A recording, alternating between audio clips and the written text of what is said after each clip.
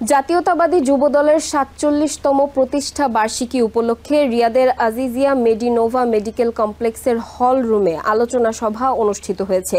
Saudi আরবে কুমিল্লা উত্তর ও দক্ষিণ জেলা যুবদল সৌদি আরব পূর্বাঞ্চল শাখার উদ্যোগে আয়োজিত এই সভায় সভাপতিত্ব করেন সৌদি আরবের যুবদল নেতা মোহাম্মদ মহিউদ্দিন মহিন। যুবনেতা আলী আসগর মিয়াজির সঞ্চালনায় অনুষ্ঠানে প্রধান অতিথি ছিলেন কুমিল্লা উত্তর জেলা বিএনপির সৌদি আরব শাখার সভাপতি মোহাম্মদ অলিউল্লাহ বেপারী।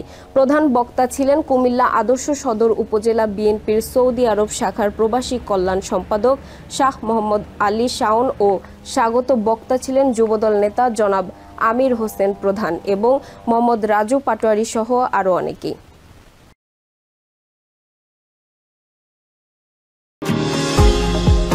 নিউ ইয়র্ক থেকে সম্প্রচারিত TVN 24 টেলিভিশন বিশ্বজুড়ে বাঙালির কণ্ঠস্বর।